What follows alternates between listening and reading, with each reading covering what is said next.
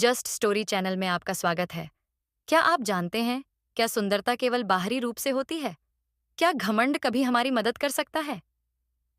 राजकुमारी मंदाकिनी को यही सवालों का सामना करना पड़ा। वह अपनी सुंदरता पर इतना घमंड करती थी कि उसने दूसरों को तुच्छ समझा। फिर एक साधु ने उसे कुछ ऐसा बताया जिसने उसकी पूरी दुनिया बदल दी। क्या वह साधु सच में उसे सच्ची सुंदरता का रहस्य समझा पाया? जानिए इस कहानी में, और जानिए क्यों कभी भी घमंड करना सही नहीं होता।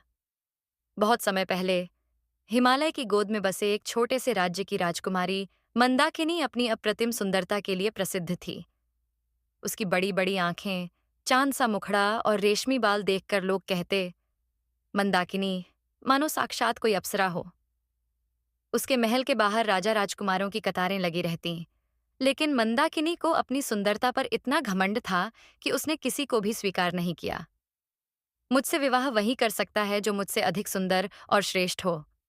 मंदाकिनी का यही उत्तर हर बार होता। क्या सुंदरता इतनी बड़ी बात है कि इंसान बाकी चीजें भूल जाए?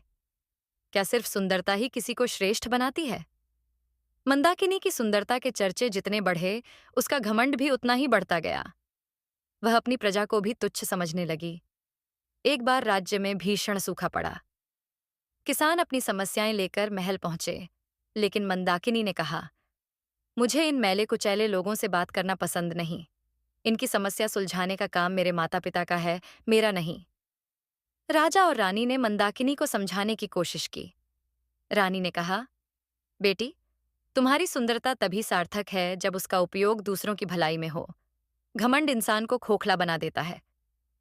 लेकिन मंदाकिनी ने इन बातों को अनसुना कर दिया। अब आप सोचिए, अगर कोई व्यक्ति इतना घमंड करे, तो क्या वह वास्तव में खुश रह सकता है? क्या उसकी सुंदरता हमेशा कायम रह सकती है? कुछ समय बाद राज्य में एक वृद्ध साधु आए। उनकी तपस्या और ज्ञान की ख्याति दूर दूर तक फैली हुई थी। राजा रानी ने उनका आदरपूर्वक स्वागत किया और मंदाकिनी के व्यवहार के बारे में बताया। साधु मुस्कुराए और बोले, राजन, उसे एक बार मुझसे मिलने दीजिए। हो सकता है उसे सही मार्ग दिखाने का अवसर मुझे मिले। साधु ने मंदाकिनी को बुलवाया। वह अपने घमंड के साथ साधु से मिलने पहुंची। साधु ने मंदाकिनी को एक चमकता हुआ जादुई दर्पण दिया और कहा, यह दर्पण तुम्हारी सच्ची सुंदरता दिखाएगा। इसे हर दिन देखना और अपनी सुंदरता पर गर्व करना। मंदाकिनी ने दर्पण खुशी खुशी ले लिया। उसने सोचा, अब यह दर्पण मेरी सुंदरता को और बढ़ा चढ़ा कर दिखाएगा।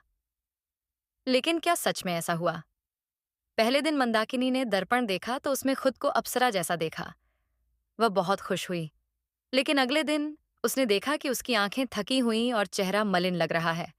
वह थोड़ा चौंकी, लेकिन सोचा कि यह उसका भ्रम होगा। जैसे जैसे दिन बीतते गए, दर्पण में उसकी छवि और भी अधिक बदलने लगी। अब वह खुद को कुरूप और उदास देखने लगी।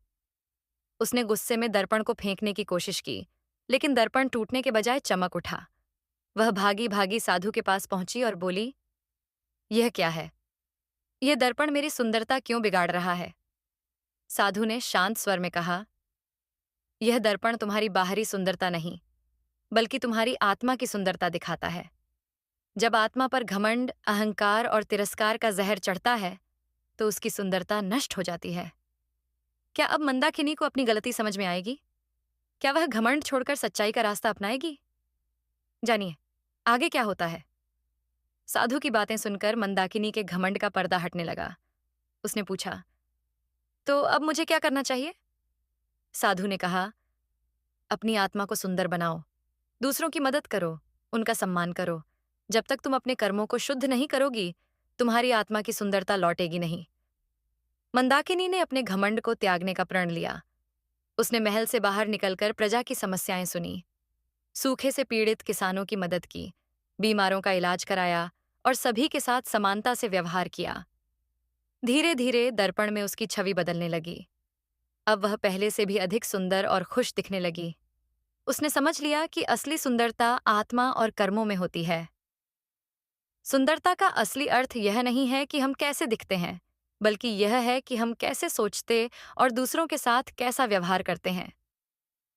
अगर आपको यह कहानी पसंद आई हो और आप ऐसी और प्रेरक कहानियां सुनना चाहते हो तो हमारे चैनल जस्ट स्टोरी को लाइक, शेयर और सब्सक्राइब करना ना भूलें।